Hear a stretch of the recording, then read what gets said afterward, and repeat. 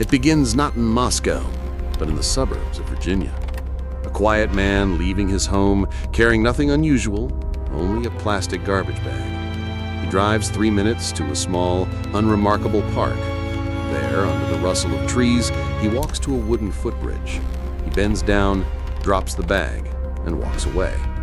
To a passing stranger, this is nothing. But to the FBI, to the Soviets, to history itself, it is a dead drop. Inside the bag are not scraps of trash, but the lifeblood of American intelligence. Names, operations, entire strategies. And the man who leaves it there is not just any agent. He is Robert Hanssen. For 22 years, Hanssen played both sides of the Cold War. To his colleagues, he was a devout Catholic, a father of 6, a quiet bureaucrat who spent too much time with computers. To his Russian handlers, he was Ramon Garcia, one of the most valuable spies they would ever own. The tragedy is not only what he stole, but what he gave away. Lives of men who trusted America, erased in Moscow's prisons and execution chambers. He became the perfect ghost, unseen, underestimated, and devastating. But ghosts are born from wounds. And Robert Hanssen's wound began long before he carried that first garbage bag into the park. Robert Hanssen's childhood was not marked by warmth, but by fear. His father, a Chicago police officer, was brutal. He pinned young Robert inside rolled carpets until he vomited, spun him until the boy cried. On his wedding day, Hanssen's father told his bride, "You are marrying a loser." Such cruelty has consequences. Children grow up learning that love is conditional, that worth must be proven. Hanssen would spend the rest of his life trying to prove himself to his father, to his wife, to his country, and, in the most twisted irony, to America's enemies. He studied accounting, earned an MBA, and joined the Chicago police. But it wasn't law enforcement he wanted. It was secrets. By 1976, he joined the FBI. He worked in white-collar crime, then counterintelligence, exactly where he longed to be. The quiet man was now positioned to see everything America knew about the Soviet Union. And yet, even as he swore to protect it, the temptation to betray was already whispering. In 1979, 3 years into his FBI career, Robert Hanssen took a step that forever changed American intelligence. He walked into the Soviet embassy in Washington, D.C. with an envelope. Inside were classified documents, including the identities of Soviet double agents secretly working for the United States. It was not ideology that drove him, not poverty, not even blackmail. Hanssen was not a desperate man. He earned a decent government salary, lived in a suburban home, and had a devoted wife, Bonnie, who believed his Catholic faith anchored him in morality. So why betray? The answer was buried in his psyche: resentment. He felt overlooked, underestimated by his peers. Despite his intelligence, he was passed over for promotions, sidelined in bureaucratic corners. To him, the FBI didn't see his worth. But the Soviets, they would. The first betrayal was intoxicating. He handed over secrets worth millions, but he asked for relatively little in return. A few diamonds, some cash, but above all, recognition.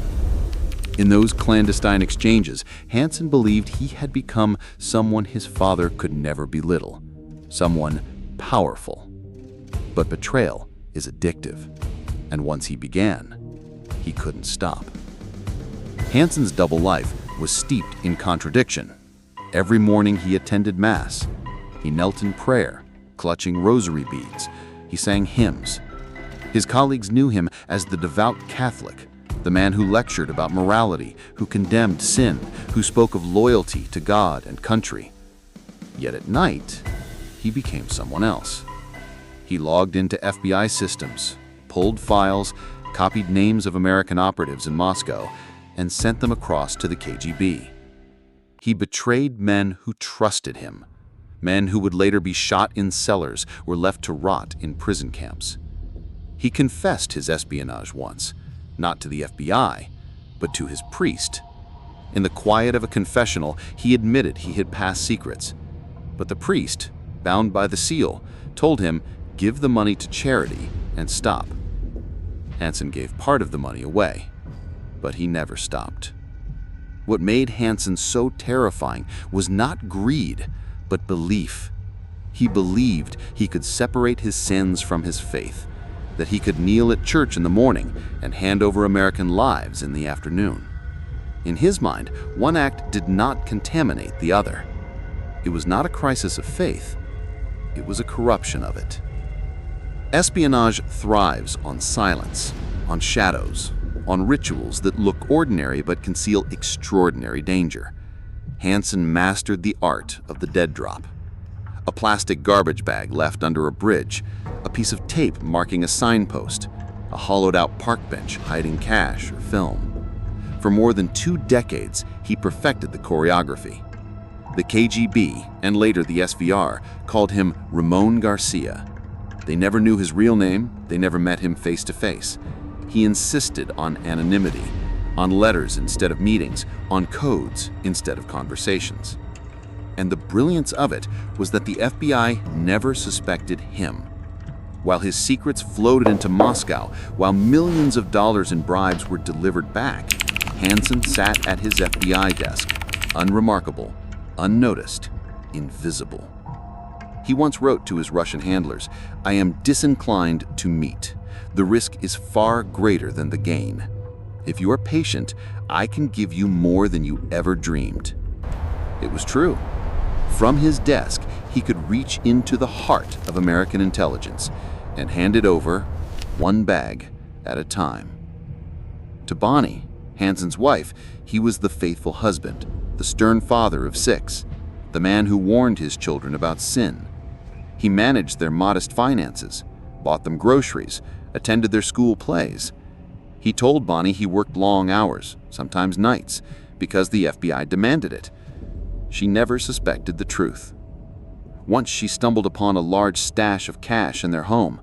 Hanssen explained it away, saying it came from side consulting. To Bonnie, who trusted his devotion to faith, the explanation was enough. She prayed for him, believed in him, and in her heart never doubted his loyalty.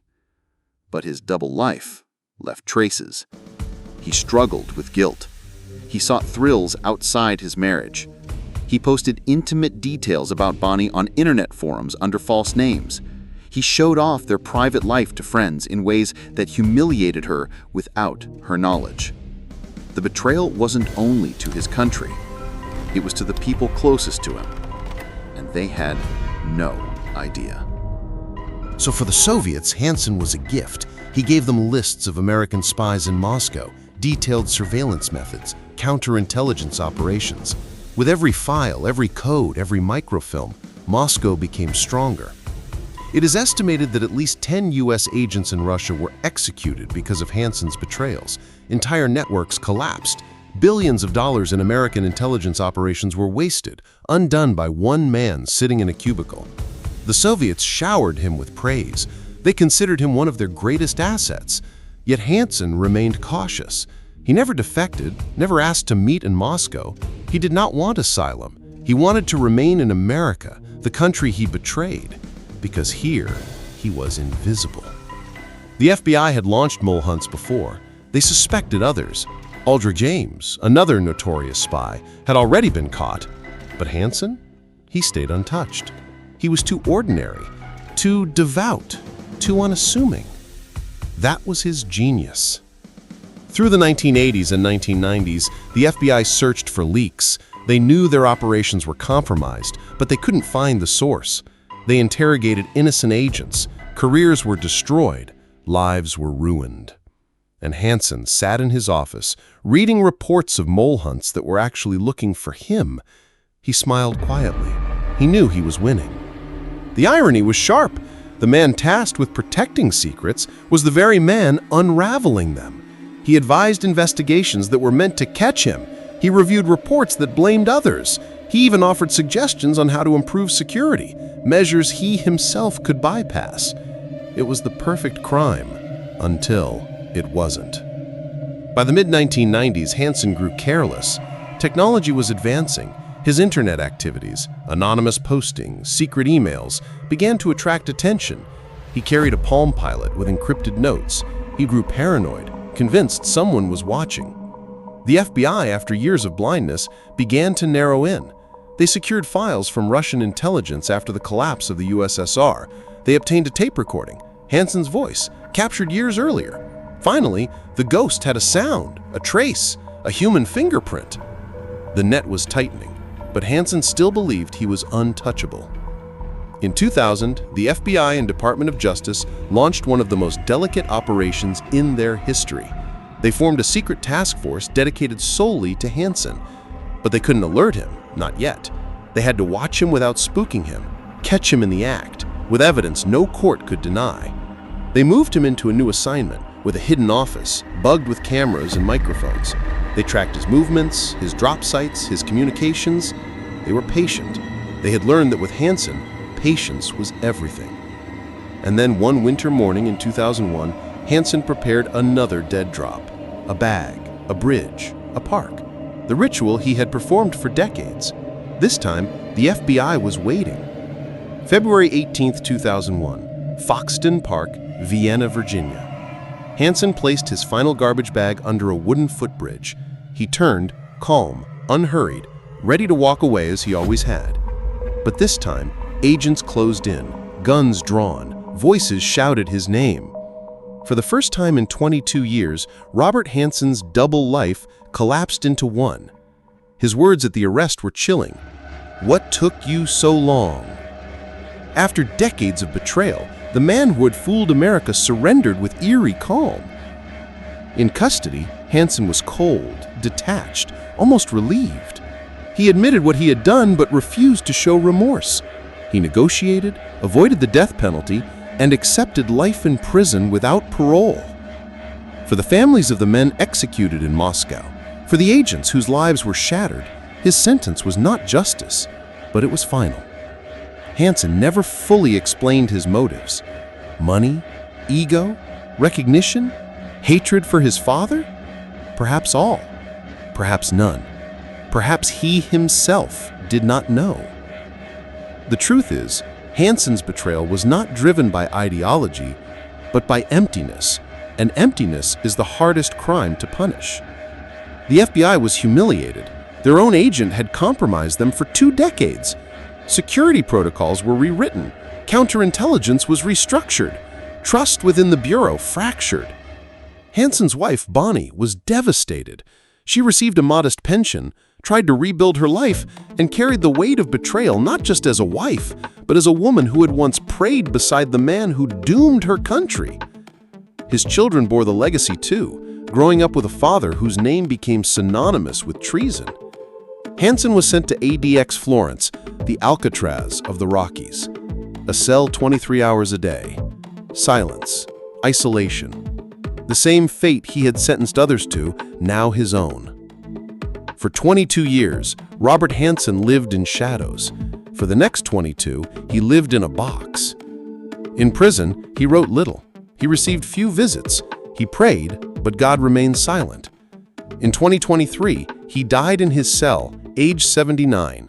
No last confession, no redemption, just silence. America buried no body because his family kept it private, but the nation carried the scar. What do we make of Robert Hanssen? A son who never escaped his father's shadow? A husband who betrayed his wife in ways she never imagined? A man of faith who used God as camouflage? An agent who gave away secrets not for ideology, but for recognition, for ego, for emptiness? He was ordinary. That was his genius and his horror. His story forces us to confront uncomfortable truths, that betrayal often wears a familiar face, that trust can be broken not by enemies abroad, but by colleagues across the hall, that evil sometimes hides not in monsters, but in men who look like neighbors. In the end, Hanssen left no grand philosophy, no lasting vision, only questions. What is loyalty worth? How fragile is trust? And what shadows live inside us, waiting to be fed? The FBI called him the worst spy in American history, But perhaps the greater tragedy is this. Robert Hanssen might have been nothing more than a wounded boy, still trying to prove his worth to a father who once told him he was a loser. And in that wound, a nation bled. The story of Robert Hanssen does not end with his arrest, nor even with his death in a prison cell. His betrayal rippled outward, like a stone cast into still water, waves reaching far beyond the men and women who first uncovered his crimes. To understand the magnitude, we must imagine the unseen lives his secrets touched. Take, for instance, the agents he named in Moscow. Their families never knew why a knock came at the door, why their fathers never returned from work, why their loved ones were suddenly tried in closed courts and vanished into execution chambers. Their children grew up in silence, their names erased from records, their existence denied. For them, Hanssen was not just an American traitor. He was a phantom executioner, a stranger across the ocean whose choices ended lives they cherished. In America, too, lives were shattered. Innocent agents suspected of being the mole were interrogated, ostracized, their careers destroyed. They lived under suspicion while the real traitor sat among them, untouched, sometimes even reviewing their files. Imagine the humiliation, the bitterness, a lifetime of loyalty undone by false accusation while Hanssen smirked quietly in the shadows. Then there were the intelligence officers who worked tirelessly to build networks abroad, operations that took years of patience, careful recruitment, coded conversations. With one betrayal, entire structures collapsed. Men and women who trusted American promises were left exposed. Some defected, some disappeared, some simply lost hope in a world where loyalty seemed meaningless. And what of the FBI itself? An institution built on the myth of vigilance, suddenly revealed to be blind for more than 2 decades. Public trust faltered. Congress held hearings. Critics asked, how could the guardians of America not see what was right under their nose? The FBI had to reinvent itself, not just technically but spiritually, learning that paranoia must never outweigh diligence, but vigilance must never again give way to complacency. The ripple reached into classrooms where young recruits studied counterintelligence. They memorized Hanssen's methods, his tricks, his dead drops, his codes, not as admiration, but as warning. His ghost became part of their training.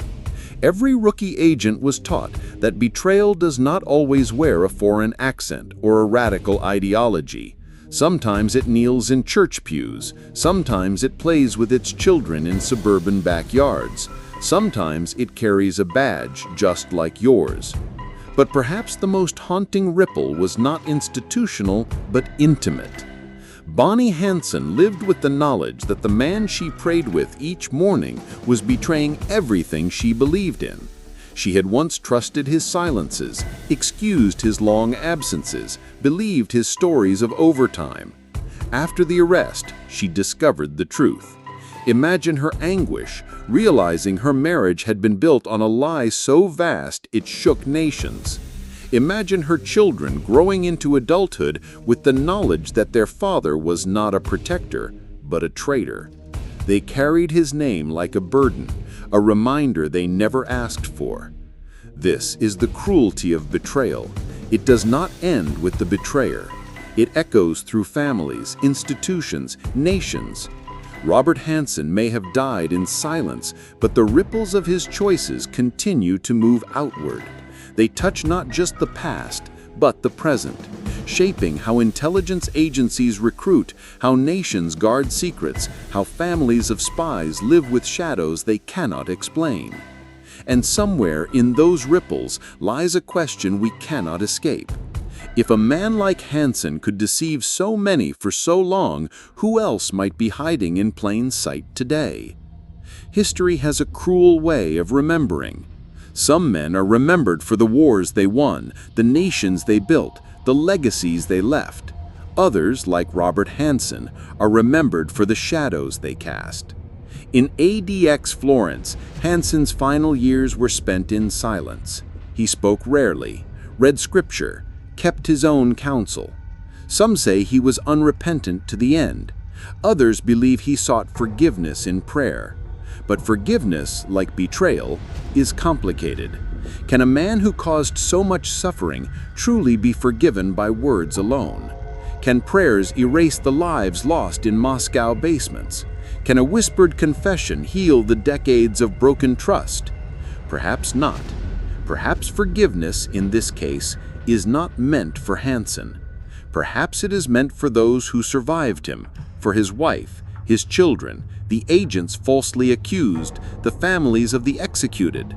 Forgiveness for themselves, so they do not carry the poison of his choices forever. And yet, Hanssen's story is not just about darkness, it is also about resilience. For every network he destroyed, new ones were built. For every life lost, others learned to be more vigilant. For every betrayal, a generation of agents swore deeper loyalty. Out of his treachery, paradoxically, came strength.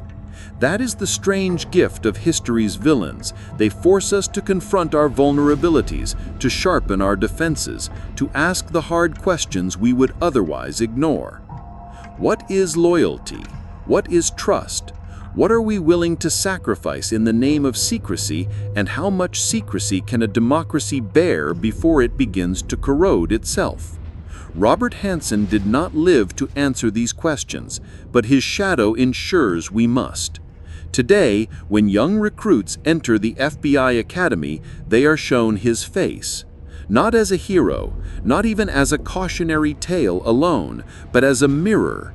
A reminder that the enemy is not always outside. Sometimes the enemy is the emptiness inside us, the hunger for recognition, the wound that festers when we feel unseen. Hanssen's name will never inspire statues or streets or parades, but it will endure, whispered in classrooms, analyzed in case studies, dramatized in films, mourned in families. Because betrayal leaves scars deeper than victory, and sometimes it is the scars that endure longest of all. Perhaps in the end, that is the truth America learned from its double-life agent, that shadows are not destroyed by pretending they don't exist. They are destroyed only by remembering them, by studying them, by refusing to let them surprise us again. And so his story remains, a shadow that endures, a warning carved into memory, and a reminder that even in silence, even in death, Robert Hanssen still asks us to look into the mirror of loyalty and to question what we see.